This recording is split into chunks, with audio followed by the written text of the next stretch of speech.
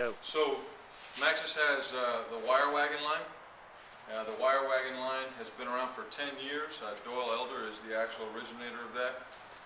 Maxxis purchased wire wagons at the beginning of '08, and obviously Southwire has acquired all of Maxxis just over a year ago.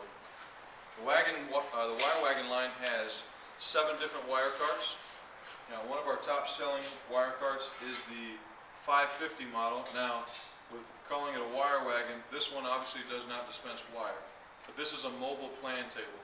So instead of spending a couple $100 on material and building a solid plan table that has to get moved by maybe a forklift as the job progresses, this is mobile, and so all you got to do is roll along with the job as it progresses. It has a 1,000-pound capacity. It has an adjustable tabletop that will tilt up and hold your plans, and obviously it has a couple of shelves. You can store conduit and unistrut down here on the bottom. Again, a 1,000-pound capacity, adjustable plan table. This is one of our better selling items. It's a nice efficient item. This is our Wire Wagon 510, and this is a multi-use cart. Like most of our wire wagons, this has a dual purpose, a conduit rack and a wire cart. So any wire cart that you have right now, if it's not holding wire, what is it doing?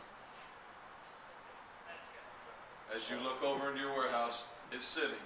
Because that's all wire carts specifically are designed to do, is hold wire. If you have a conduit rack and it's not holding conduit, it's doing the same thing. Okay? So this will actually do both. And this one will do a little bit more. This is actually my favorite one.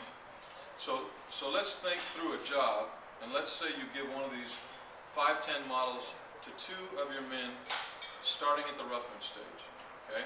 And let's say at the beginning of the day you're going to give them about 20 minutes extra to load it up with everything they need. It has and we're picturing that this is not on here right now, but it actually has a large tabletop, so you're going to give them a copy of their own plans. Okay? They're going to set it on the table. They're going to put up here as many boxes of straps as they need, or any other material like that they need. They're going to load this up with 2,000 pounds of conduit and unistrut. So what you've done is enabled them to have enough material and tools so that they can be at their point of production without having to leave their point of production. It's going to hold a ladder, one for each of them on each side, and with all of that on there, it's still going to go through a standard doorway. Okay, that's key. Any extra tools they can hang on these pegs before they put the ladder on, etc., etc. So again, the only time that they're going to leave their point of production is if they have to use the restroom or it's lunchtime. Okay. So when it's time to pull wire, they still have their copy of their plans. They still have their 2 ladders, but this is going to hold 14 2,500 spools of wire, which is going to be more wire than 2 guys are going to pull in a day.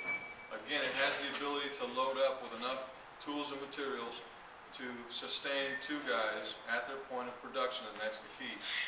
When you've passed your wire pulling stage and you're doing your lighting or your fixtures, again, it's a sturdy prefab bench to do whatever you need. Okay?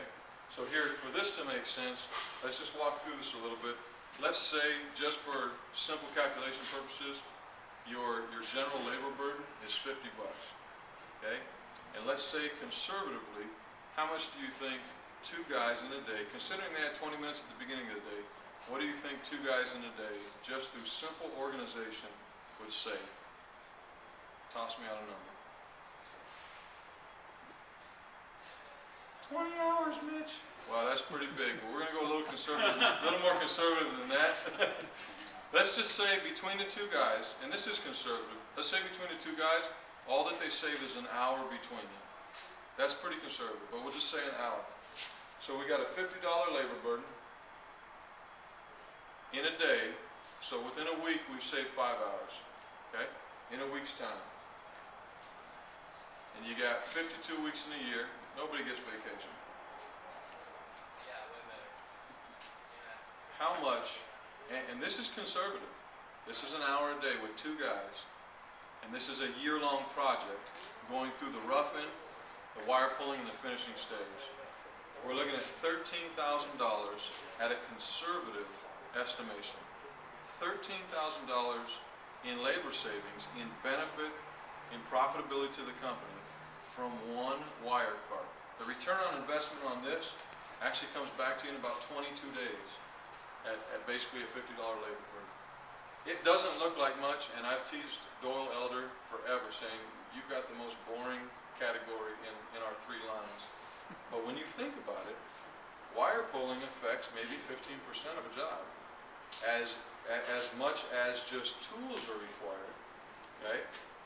This, as soon as the concrete gets hard, all the way through the cleaning, this affects the job. And if you can realize that very conservative 1 hour savings a day on 2 guys, on a 2-guy roughing crew, and you can get a full ROI in 22 days, this makes a lot of sense.